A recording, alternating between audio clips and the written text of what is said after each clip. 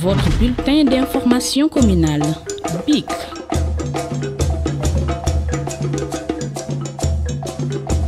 Tey dañu ñëwoon démarrer suñu activité bi nga xam ni li nga xam ne lañ ci bëgg rek mooy feebar bii nga xam ni moo dugg ci gox bi dugg ci Sénégal ñu xool naka la ñuy xeex ak moom ba bu mu dugg Guinaw Rail waaye Sénégal gi nga xam ne moom la dugg aussi ñu xool ñu def de telle sorte que feebar bi mun fee dañ ba faw. Pour loolu nag dañoo mettroon ci depuis aljuma benn comité de crise boo xam ni imam yeeg délégué yeeg ASC yeeg couche sociale yëpp bokk nañ ci ak quelques conseillers couche boobu sax comité boobu sax man dirigé wu ma ko ñeneen ñoo ko dirigé man je suis un peu à l'écart, je suis dedans uniquement pour jàppale leen pour que réussite bi mu am. loolu bu mu amee ba léegi nag tey c'est l'occasion ma gërëm suñu partenaires yi comme waa Megzer Pamecas waa Madar ak yeneen responsable yoo xam ni dañu yore ay entreprise fii ci Guinaw Rail ñëw di ñu jàppale ci ay produits détergents commune bi nag li ko war mooy jënd na daanaka 20 kits. Je crois que ça c'est important ñu wax ko en français on a oublié de le dire ce produit nous permet pendant 7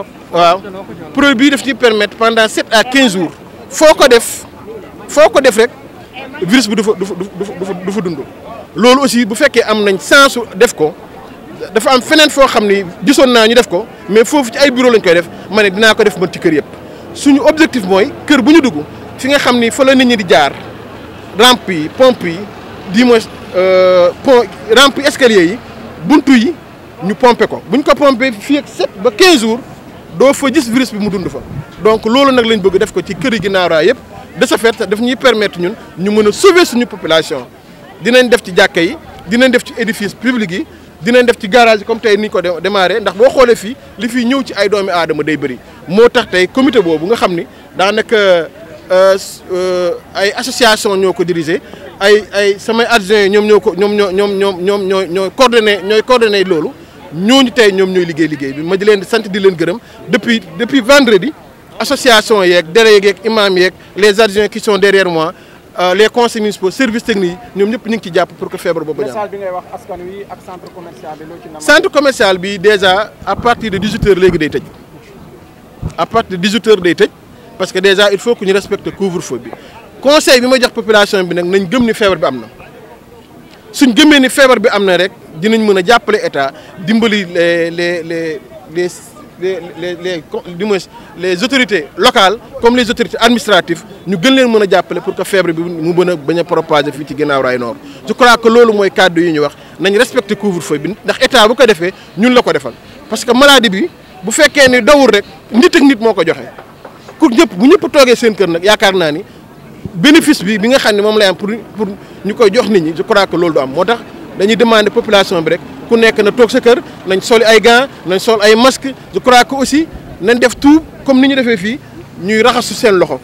pendant chaque instant rek nañuy raxas seen oto je crois que bu ñu ko defee rek virus bi ñun l'état du Sénégal dina ko gagner ñun ñi nga xam ne aussi nous sommes des démembrements de l'état aussi nous ferons tout aussi pour ñu vraiment ñu gagner virus bi. kàddu yooyu daal dañ cee ànd def nañ ko depuis démb mais depuis démb bitig yu ma jaar wax naa leen nañ ko respecté tey occasion la ma gërëm ASC yi vraiment ASC yi nga xam ne ñoo nekk sama commune participé nañ délégués yi participé nañ imam yi participé nañ yeneen couches yi ku ci nekk aussi participé nañ tey sensibilisation bi matériels yi ci dugg yi ci bëri ASC yi ñoo ko jël en charge loolu aussi vraiment ñu ngi leen di sant di leen di gërëm di demander benn appel doomi Guinaw Rail fu mu mun di ne na ñëw jàpp ci xeex bi mu ngay politicien nga bokk ak man parti nga bokk ak man sensibilité ak nga ñàkk bokk ak man sensibilité combat bi suñu combat la combat wu doomu Guinaw Rail la combat wu doomu Pikine la combat wu doomu Sénégal la na ci ñëpp ànd président joxe na exemple bi tous les opposants sont venus vers lui nous lançons un appel aussi ci l'ensemble des opposants nañ ñëw ñu xeex lii pour mu jóge fi ba faw kàddu yooyu daal laa amoon di leen ko. mun nañu xam ñaata kër lañu war a pomper. tey Guinaw Rail am na 2000 et quelques maisons mais ci 2000 et quelques maisons yi on a presque am nañ ñaari junni et quelques ci maison ci ñaari junni yooyu am nañ presque ñeenti junni et quelques yoo xam ni moom la tubaab di waxee ay njël niveau moom la wolof di wax njël mooy ménage bu ci nekk nag bëgg nañ faa dugg pomper ko ndax pompe bi foo ko dugal pendant 7 à 15 jours virus bi du fa taxaw. moo tax nag ñu bëgg a sauver ñun suñu localité may lancer appel ak sama collègue maire yi pompe bu am solo la nañ ko def ci commune Pikine yëpp nañ ko def ci Sénégal yëpp ca Krakana bu ñu ko defee dina moyen la boo xam ne dinañ gën a mën a xeex kii bi dañ koy def fi nga xam ni boo duggee sa kër fa ngay ibbi maanaam poignée bi boo ko ci defee pendant 15 jours maladie bu fi lu tëgg rampe escalier la même chose foo xam ne daal nit dafay toog dafa teg loxoom buñ ko pompé daal d'ici 7 à 15 jours jàpp nañ ni maladie bi du fa prospérer moo tax ñu jël pompe vraiment métti na difficile na waaye population Guinaw Rail jaral nañu ko